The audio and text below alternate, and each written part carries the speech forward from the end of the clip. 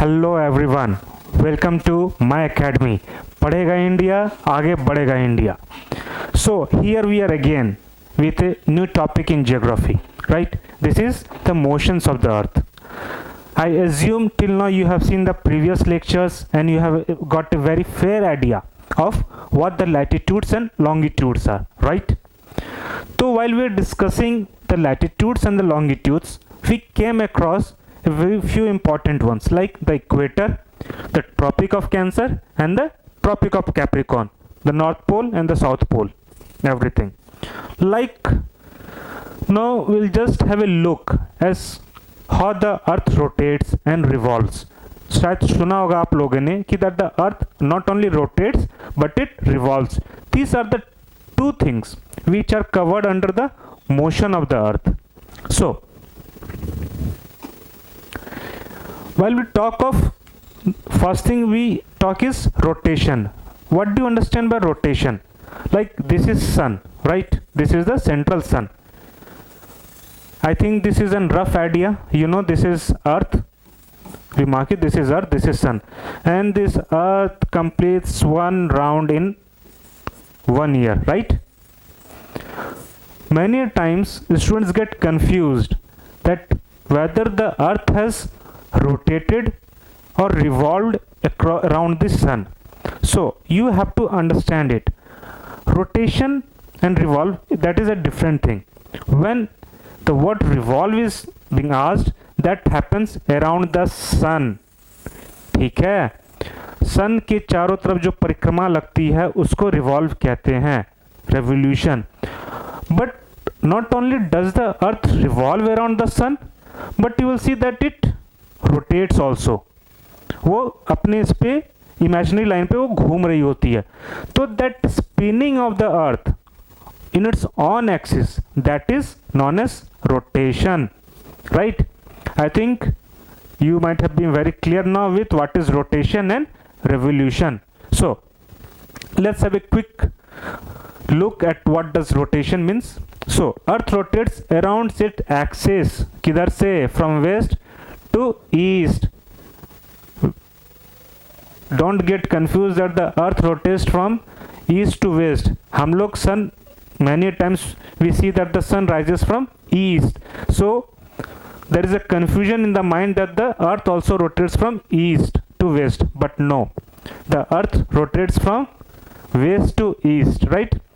This rotational motion has following effects. अब अगर earth rotate कर रहा है ना, अगर वो अपने एक्सिस पे है, सपोज वो रोटेट कर रहा है, like this is the sun and now this is the earth, right? It is rotating in its axis. तो इसके कारण there will be some changes, there will be some phenomenas. ठीक है, सबसे पहले जो बिना कहीं आप लोग किताब में देखे बिना एक एज्यूम कर सकते हैं, थोड़ा सा दिमाग लगाए, क्या हो सकता है वो? This will be the cycle of days and night. जो 24 घंटे का एक साइकिल होता है उसमें दिन और रात होती है. वो क्यों होती है? It's not cause of revolution, it's cause of rotation of the earth on it's on axis. एक इमेजिनरी लाइन है, अर्थ उस पर रोटेट कर रही है. तो अगर सन उधर से आ रहा है तो जो सामने में अर्थ का जो पोर्शन होगा that is the day and the back side that is the night, and as slowly it fades, that's the dawn and the dusk, right? So cycle of day and night is one of the very prominent thing which is caused due to the rotation of the earth. Now the second is Coriolis force. समझाता हूं मैं क्या होता है Coriolis force.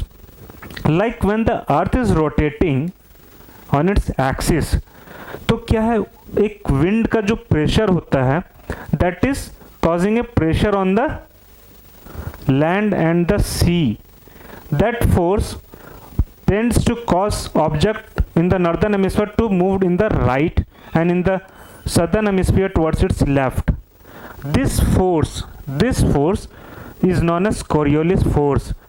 ठीक है, at equator the Coriolis force is 0 while in the strongest at the poles. Later on we'll discuss in detail the Coriolis force and the weather patterns, what it causes in climatology. अभी तक के लिए बस थोड़ा सा जान लीजिए Coriolis force, which acts on all moving objects on the earth, right? Then coming to the next point, what happens due to rotation? Seasons. जब ये रोटेट करती है तो सीजन्स होता है. क्यों? क्योंकि टिल्टेड एक्सिस है. ये देखेंगे ये जो एक्सिस है ये नहीं है, ये है हमारा axis. It is tilted. Now when it is tilted, it will cause the various seasons, right? Now what is another solar day? Solar day is time taken to complete one rotation. ठीक है, ये जो 24 घंटे का होता है जिसको हम लोग आम भाषा में वन डे कहते हैं, that is in geographical term referred to as solar day. Remember the word solar day. This is solar day. Now if we talk of speed of rotation, okay, if we talk of the speed of rotation, it decreases from the equator to the polewards. Why? Very assume now, खुद आप देखो ये अर्थ है, यहाँ पे जो है 24 घंटे में इसको इतना पूरा लंबा घूमना है, पर जो बंदा यहाँ पे है या जो ऑब्जेक्ट यहाँ पे है इसको 24 घंटे में बस इतना सा ही घूमना है. सो जो स्पीड होगी at the equator, the speed will be maximum at the equator. So speed of rotation decreases from equator to polewards, right? The next point, the axis of rotation is inclined at an angle of 23.5 degree, right? मैं इसी बात कर रहा था. ये जो था हम लोग assume कर रहे हैं this is the vertical line from the Earth's orbital plane and this is the actual where it is tilted. ये जो value है this is 23.5 degree. इसको यहाँ से नहीं लेना है. This is the plane of the earth orbit, right? ये value 23.5 नहीं है. This is from this line, the vertical line, not the horizontal line. Horizontal line से कितनी हो जाएगी? 66.5. ठीक है? From the vertical it will be 23.5. So the axis of rotation is inclined at an angle of 23.5 degree. Moving further,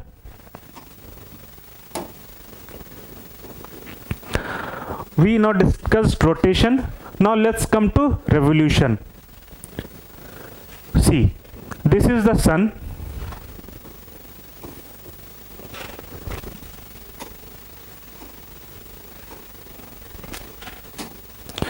This is the sun, right? अभी क्या था? Rotation जो था it was rotating on its own axis, whereas in revolution it is revolving around the sun. Sun is the central body and the earth is rotating around it. ठीक है.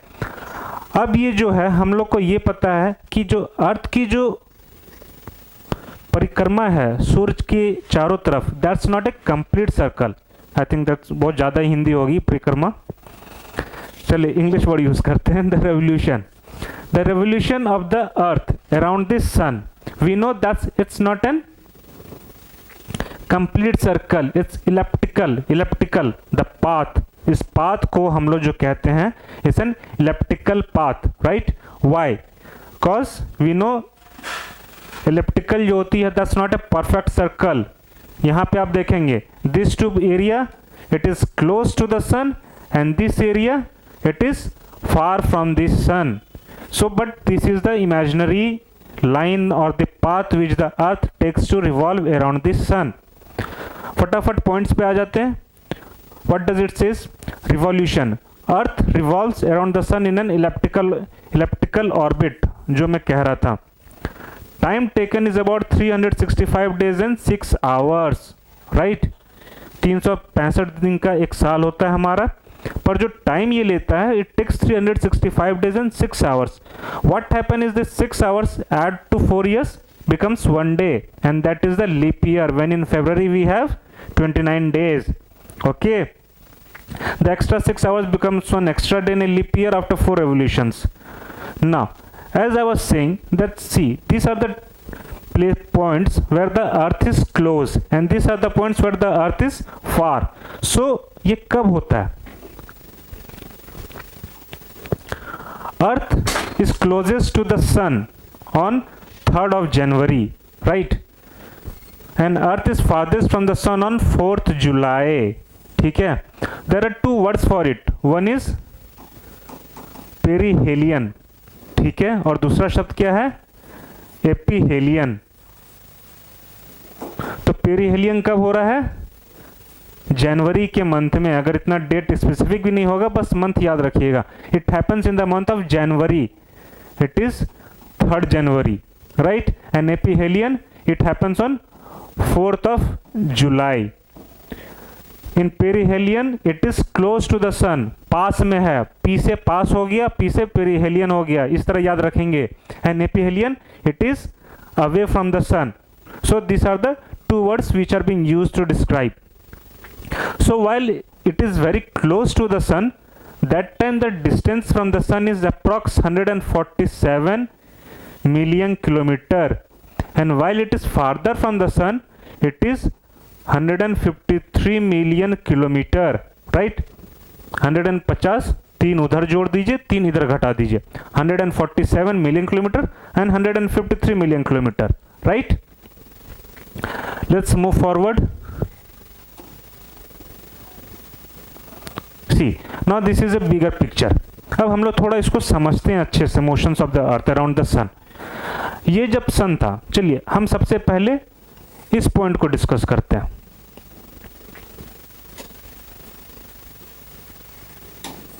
थोड़ा यहाँ पे ध्यान देना है, तब आपको समझ में आएगा कि यहाँ पे क्यों सोल्स्टिस होती है, यहाँ पे क्यों इक्विनॉक्स होता है. ये थोड़ा सा इसको ध्यान से देखना है. देखिए, चलिए सबसे पहला पार्ट क्या है? हमें पता है the earth is tilted. It is not a straight one, it's tilted, right?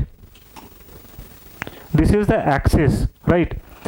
तो while it is tilted and the sun's rays जो पड़ रहा है यहाँ पे, आप ये देखेंगे कि नॉर्थ पोल जो है यहाँ पे लाइट पड़ रही है, राइट? और ये साउथ पोल है, यहाँ पे अंधकार रह रहा है. So in this case north pole will be in a zone of constant light and south pole will be zone of complete darkness. इसके कारण there will be summer in northern hemisphere and there will be winter in southern hemisphere. ये हमें पता चल गया, ठीक है? इसमें एक चीज अगर आप और देखेंगे तो direct rays of the sun are not at the equator. This is the equator. This is Tropic of Cancer and this is Tropic of Capricorn. So we can see that at this point the direct rays of the sun are hitting on Tropic of Cancer, right? So this phase is known as summer solstice, 21st June, right? यहाँ पे सबसे ज़्यादा बड़ा दिन होता है और छोटी रात होती है. The night is very small here and the day is very large. It is known as summer solstice, right? Now just opposite to that, now let's come here, right? This is the axis of the earth. Now the direct rays of the sun are hitting not at Tropic of Cancer, rather see it's hitting at Tropic of Capricorn, and we can see that the northern pole it is in darkness, and whereas the southern pole it is in a zone of complete light, right? So there will be now summer in the southern hemisphere and there will be winter in the northern hemisphere. तभी हम लोग जो रहते हैं, the India lies in the northern hemisphere, right? So ये जो phenomena होता है 22 दिसंबर के आसपास में, थोड़ा हमें भी ठंड लगती है, जैसे winter. So there is winter in the northern hemisphere. You can remember this way that winter solstice happen in December. The exact date is 22nd December, right? Now we discussed about the summer solstice and the winter solstice. Apart from the solstice there are two more phenomena at this point and at this point of the earth. अगर यहाँ पे हम देखेंगे तो here the sun की जो raise है वो डायरेक्टली इक्वेटर पे पड़ रही है, perpendicular. here the rays are not slanting, here the rays are straight on the equator. So in this case the days बड़ा होगा ये छोटा होगा. here what was here? here northern hemisphere the day was greater than night, here the night was greater than the day, but in this cases the day and the nights are equal, therefore इनको equal से word आया equinox, right? Remember this, equi comes from the word equal, equinox. So at this point and at this point it becomes equinox. ये जो है this is known as 21st March and this is 23rd September, right? These two are the equinox, right? And here the summer solstice was in June. We remember June हमारे यहाँ गर्मी का महीना होता है. So like on 21st of June, that day will be the biggest day and the night will be very small, and slowly then the earth will start shortening the day and the night will start get longer. It will reach till 23rd September where the days and the night will be equal, and then slowly from here the night will start getting longer and the days will start getting shorter, and by 22nd December what will happen? The night will be long and the day will be short, and again coming at this point on 21st March, again the days will start getting longer and there will be equal amount of day and night, and this goes on. This when it completes the total, this is one revolution of the earth around the sun. कितना time लेता है अर्थ? 365 days and 6 hours. जो 6 घंटे extra हुए, 4 साल मिला के एक लीप ईयर हो गया. आई होप आपको मोशंस ऑफ द अर्थ अब टॉपिक अच्छे से समझ में आ गया होगा. आगे बढ़ते हैं इसमें. चलिए एक और ये चीज देख लेते हैं. हमने तो अभी देखा कि रोटेशन एंड रेवोल्यूशन हो रहा है अर्थ के around. What would have happened if there would have not been any rotation, right? What would happen if the earth did not rotate? ठीक है, the earth is rotating on its axis, days and nights are happening and everything. What would have happened? Just सोचो, थोड़ा दिमाग लगाओ. देखो UPSC क्या है ना, वो तुम्हें रट्टू तोता नहीं बोलता बनने के लिए. You have to have an inquisitive mind. So when a question came like this, what would have happened?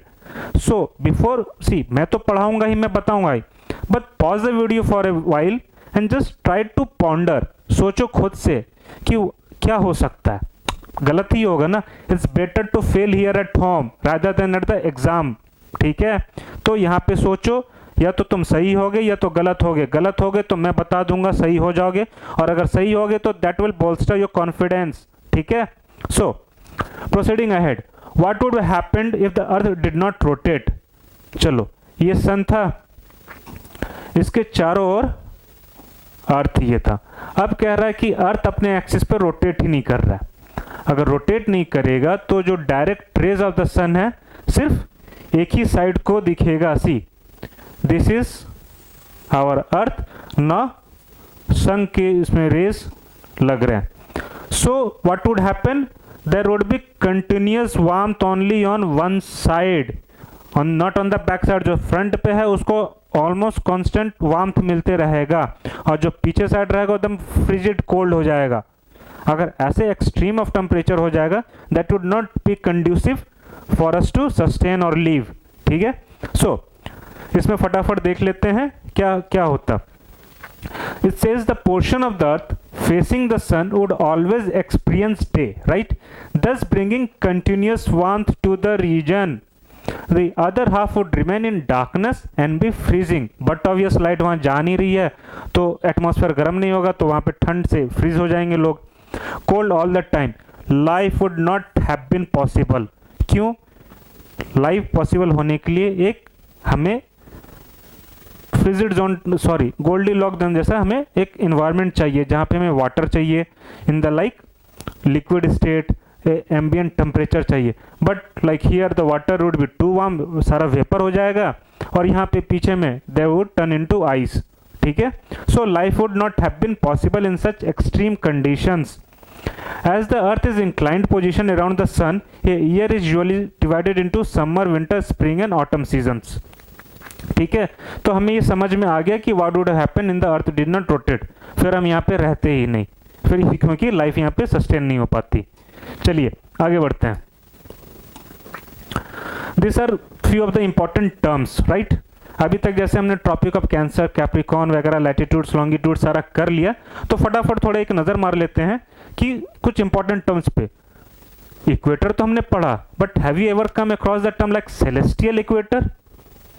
So what is celestial equator? ये जो हमारा इक्वेटर, ये जो हमारा अर्थ है, ठीक है, ये हमारा पोल है और ये हमारा इक्वेटर है, राइट? तो the celestial equator is something which is imaginary circle around the sky directly above the earth's equator, ठीक है? जो हमारा अर्थ का जो इक्वेटर है उसी के ऊपर आसमान में एक हमने इमेजिनरी सर्कल बना दिया, that is celestial equator. What it says? It is always 90 degree from the poles, right? All the stars rotate in a path that is parallel to the celestial equator. And then coming further, the celestial equator intercepts the horizon at the points directly east and west anywhere on the earth. Stars rise perpendicular to horizon at the equator and rotate parallel to horizon at the poles. ये सब points आपको तब समझ में आएगा जब आप समझेंगे कि सेलेस्टियल इक्वेटर क्या है. आई होप अभी तक आपको समझ में आ गया होगा कि जो हमारा इक्वेटर है उसी के ऊपर एक इमेजिनरी सर्कल, ठीक है, and that becomes the basis of the measurement of the distance and the positions of the stars and everything. So that is the celestial equator.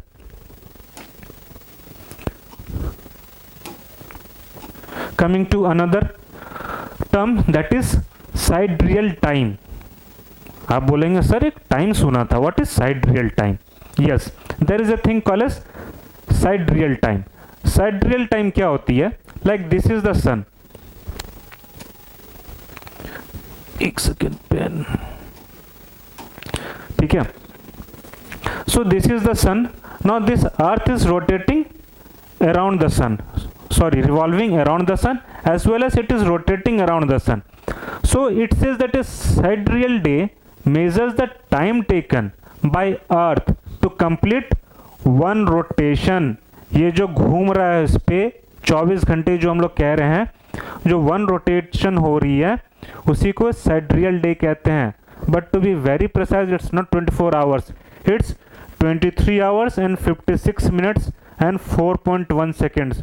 चलिए सेकंड्स को गोली मारिए, पर कम से कम आपको इतना पता होना चाहिए कि it is not perfect 24 hours, it is 23 hours and 56 minutes, that is sidereal time.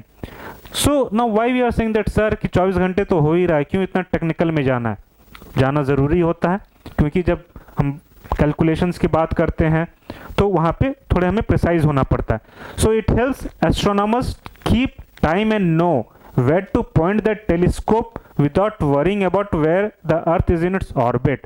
ठीक है, तो एस्ट्रोनॉमर्स वगैरह को अपने किसी उनको मून देखना हो या सैटेलाइट को को प्लैनेट देखना हो तो they use this sidereal time for their calculations. ठीक है, मूविंग अहेड.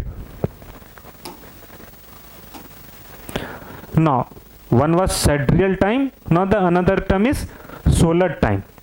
चलिए फटाफट देख लेते हैं what is solar time. So solar time is says that the time taken by sun to reappear at the same position in the sky, reappear at the same position in the sky as seen from a point on earth after one rotation of earth is known as solar time. चलिए, ये अर्थ था, ये हमारा सन है, यहाँ पे suppose आप खड़े हो गए, ठीक है. अब जब एक की रोटेशन हो गया अर्थ का, and now you are seeing the sun, so to come at the same position, the time what is taken, that is the solar time, and this is the approximately 24 hours.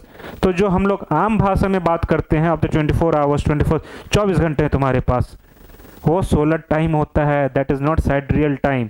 ठीक है, movies में dialogue सुनते हैं ना हम लोग, 24 घंटे हैं तुम्हारे पास. ठीक है, सो that is the solar time. So what it says, its value is approximately 24 hours. See, even it is also saying approximately. There's a few seconds here and there, but we don't have to get into the nitty-gritties of it. We know approximately it's 24 hours. The length of a solar day varies through the year, and the accumulated effect produces seasonal deviations of up to 16 minutes from the mean. इतना important नहीं है आपके लिए, बस थोड़ा सा एक passing reference जान लीजिए इस चीज़ को. चलिए आगे बढ़ते हैं. आई होप आप लोग को समझ में आ रहा है।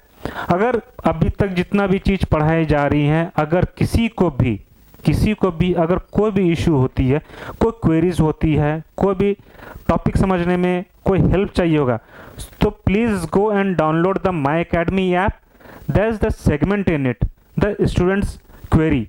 वहाँ पे जाएं and raise your query and soon there is our dedicated sirs and teachers बैठे हुए हैं जो आपके क्वेरीज को सॉल्व करते हैं इंस्टेंट। ठीक है, आगे बढ़ते हैं। Now while we are discussing the important terms, there is another important term, that is solstice. What is the solstice? During solstice sun shines directly over one of the tropics. हमने पढ़ा था, थोड़ा सा रिकॉल करने की कोशिश करते हैं। अभी थोड़ी देर पहले हम लोग क्या पढ़े थे? solstice and equinox. क्या था?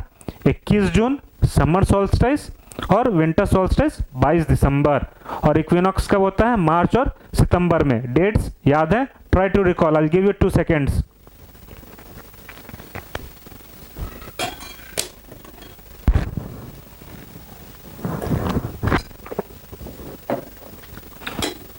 चलिए, I had asked the question, what is the date of the equinox? I gave you the hint, it is in the month of March and September, right? So when we talk of March, it's 21st of March. Just remember from this mnemonic, March the third month, 2 + 1 3, 21st March. And while it is of September, it's 23rd of September.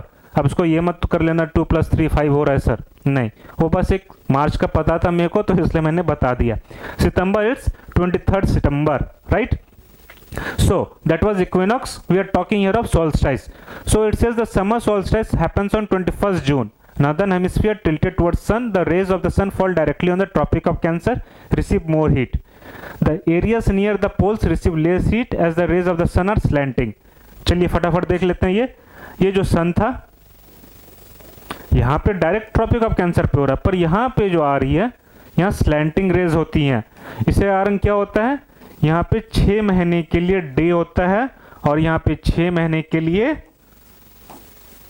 Night होता है। ठीक है,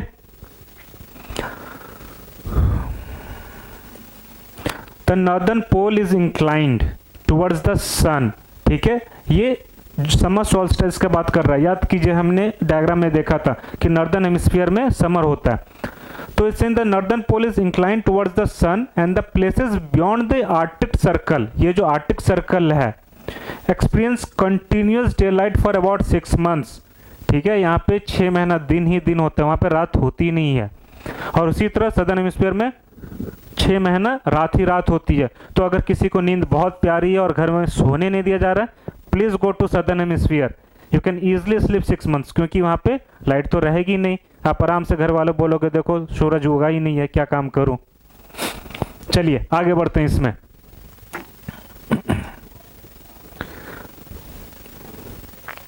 solstice में आगे था ये, since a large portion of the northern hemisphere is getting light from the sun, it is summer in the regions north of the equator. फिर वही बता रहा है ये, the longest day and the shortest night at this place occurs on 21st June। ये सब हम लोग पढ़ चुके हैं। And areas in the north of Arctic circles is 24-hour sunlight, while areas south of the Antarctic circle express 24-hour night, right? अब हम लोग विंटर सोल्स्टिस भी देख लेते हैं फटाफट। Winter solstice on 22nd December. ठीक है, 22nd December, tropic of Capricorn receives direct rays of the sun. ये सन था, देखिए, दिस इज विंटर सोल्स्टिस। अगर आप देखेंगे तो ये जो सन रेज है, ये ट्रॉपिक ऑफ कैप्रिकॉर्न पे यहाँ पे डायरेक्टली रेस पड़ रही है। So here the southern hemisphere it is constant light, well as the northern hemisphere there is darkness. ठीक है, अगर अभी भी नींद नहीं पूरी हुई है और अभी भी सोना है तो आपको क्या करना है? सदर्न पोल से नॉर्दर्न पोल चल जाना है। ठीक है, आराम से सो सकते हैं। लेकिन जिनको यूपीएससी निकालना है, एग्जाम क्रैक करना है, they will sit and hard study hard. ठीक है, चलिए, therefore it is summer in the southern hemisphere with longer days and shorter nights. The reverse happens in the northern hemisphere. This position of the earth is called the winter solstice. Area south of Antarctic circle in 24 hours sunlight। क्या बोला मैंने? यहाँ पे ये जो south है, यहाँ पे कांस्टेंट लाइट रहेगी और यहाँ पे जो है, यहाँ पे हमेशा डार्कनेस रहेगी। आई होप समझ में आ रहा आप लोगों को अभी तक। कुछ भी हो डाउट क्वेरी जरूर पूछेंगे through the app. Now the term equinox. Equinox when the sun shines directly over the equator. This was the pen. So this is the equinox. These were the two positions. Quickly try to recall the dates. मार्च में क्या था? 21 मार्च और सितंबर 23 सितंबर. ठीक है. The thing is see when the teacher is teaching ना, ये सब कुछ बेसिक चीज़ें जो है ना आपके दिमाग में आते रहना चाहिए. हाँ, इक्विनॉक्स बोला 21 मार्च, ज़रूरी नहीं है कि सर वो बोल रहे हैं then it is saying okay 21 March. This things slowly start building, क्योंकि see UPSC is the ability to recall. जितना आपका अच्छा रहेगा that much you will be able to solve the question with accuracy and precision. ठीक है. So this was the equinox when the sun shines directly over the equator, equal lengths of day and night at all points earth. Now in equinox there are two terms over here. One is the vernal equinox and the other is autumn equinox. What is vernal equinox? हमने क्या पढ़ा था? 21 मार्च को होती है यहाँ पे. This is known as vernal equinox, right? And autumn इस वाले को सिंपल वर्ड में इसमें बोला कि ज़्यादा दिमाग लग रहा है तो इसमें उन्होंने सिंपल इसका नाम रख दिया ऑटम इक्विनॉक्स. इसका चलिए लिख देता हूँ अच्छे से, नहीं तो आप लोग बोलेंगे कि सर को इंग्लिश नहीं आती है. चलिए, वर्नल इक्विनॉक्स. ठीक है. That happens on 21 March and this happens on 23 सितंबर. आगे बढ़ते हैं इससे. Like now we discuss the solstice and the different types of days and everything. Now let's have a quick look at what are these terms: asteroids, comets, meteorites. हमने solar system पढ़ा था, ये sun था, Mercury, Venus, Mars and earth हमने पढ़ा था. Sorry, mercury, Venus, अर्थ, फिर Mars, फिर ये जुपिटर. तो इसके बीच में there was one planet which has failed to consolidated, right? If you remember in the last lecture we had discussed about asteroids.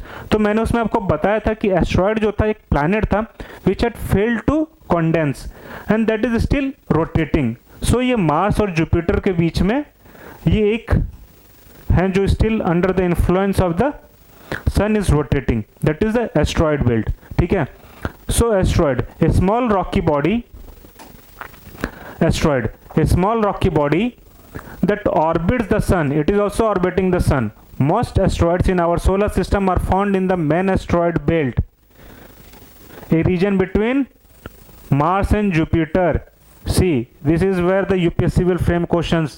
Like it will give one of the probable statements like the asteroid belt is found between Mars and Earth, right? अब वहाँ confuse हो जाएंगे जब तक आपको अच्छे से नहीं पता होगा. So we very clear that the asteroid belt is found in a region between Mars and Jupiter, but they can also hang out in other locations around the solar system. For example, some asteroids orbit the sun in a path that takes them near Earth. Like when they orbit around the sun, sometimes under the influence of the gravitation of the Earth, they gets pulled, right? And then they approach the Earth, and while it is approaching the Earth, it burns and we see like a shooting star. Those are the asteroids. फिर उसी तरह comets आता है. हमने asteroids देख लिया कि वो मार्स और जुपिटर के बीच में. कॉमेट्स क्या है? जो प्लूटो के बाद में, सॉरी अब तो नेपच्यून हो जाएगा क्योंकि प्लूटो अब ड्वार्फ प्लैनेट हो गया. तो नेपच्यून के बाहर में जो एक है, जो एक एस्ट्रॉइड्स घूम रहे हैं, उनको हम लोग कॉमेट्स कहते हैं, right? So it says that comets orbit the sun like asteroids. So like asteroids, the comet also orbits the sun. But there is a but. But comets are made of ice and dust. They are made of ice and dust, not rocks. Any guesses क्यों they are made of ice and dust and not rocks? मैंने क्या बोला था? Have an inquisitive mind. आप लोग को अभी तक में समझ में आ जाना चाहिए था, क्योंकि ये दूर में है तो सन की जो सोलर रेडिएशन है वहाँ तक पहुँच नहीं पा रही है, तो वो गर्म नहीं कर पा रहा है. So when it is not getting heated up by the solar radiations, the temperature is very low, due to which it is made up of ice and dust, right? So comets usually originate in the Kuiper belt.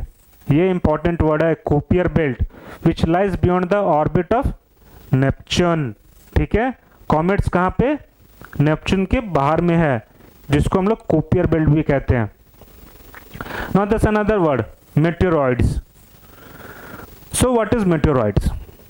अभी हमने asteroid पढ़ लिया, comets पढ़ लिया, अब meteoroids क्या होता है ये देख लेते हैं. Sometimes one asteroid can smash into another. This can cause small pieces of the asteroid to break off. Those pieces are called meteoroids.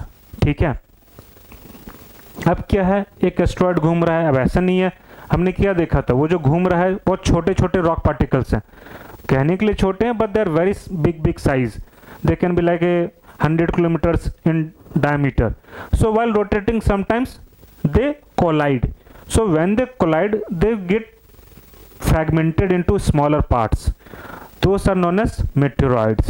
ठीक है, and when these meteoroids they approach the earth, they are known as meteors. ठीक है, देखिए अगला word meteors. meteors क्या है? If a meteoroid comes close enough to Earth and enters Earth atmosphere, it vaporizes and turns into a meteor. वो word था meteoroid. It comes from the, देखिए यहाँ कंफ्यूज नहीं होना है. There's two word. One is meteoroid, just like asteroid, and the another word is meteor. So meteor is the smaller portion. If a meteoroid comes close enough to Earth and enters Earth atmosphere, it vaporizes and turns into a meteor, a streak of light in the sky. Because of their appearance, these streaks of light are sometimes called as shooting stars. So the question will come, what are shooting stars, right? Meteors, asteroids, meteoroids. तो meteoroids नहीं मारना है, asteroids नहीं मारना है. Answer क्या होगा? Meteors. ठीक है.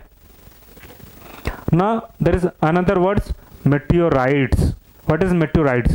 Sometimes meteoroids don't vaporize completely in the atmosphere. In fact, sometimes they survive the air trip. अब जो वो एक्चुअली जैसे अर्थ है, मेट्योर पहुंच रहा होता है, इतना फ्रिक्शन होता है एयर में कि फ्रिक्शन से वो बर्न हो जाता है and in the it gets vaporise. But sometimes before it reaches the earth surface, sometimes it is not able to completely disappear. So in fact sometimes the survival that trip through Earth's atmosphere and lands on the Earth's surface. When they land on the Earth, they are called as meteoroids. अब जब ये अर्थ पे पड़ गया तो इसको हम लोग meteoroids कहते हैं. ठीक है, और जब ये पड़ेगा तो उससे क्या होती है, there are geological phenomena known as craters which are formed. वो हम आगे की लेक्चर्स में देखेंगे. ठीक है,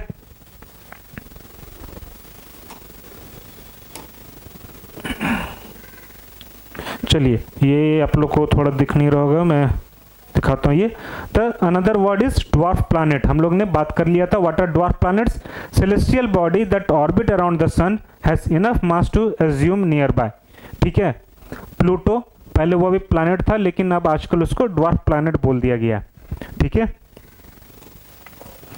so with this the topic on the important terms and the latitudes and longitudes are all over. I hope you have a clear understanding of now the various latitudes and the longitudes along with the terminologies which are used in the basic understanding of geography. If you have any queries or questions, do ask us through our app. There's a dedicated team to support you. Thank you.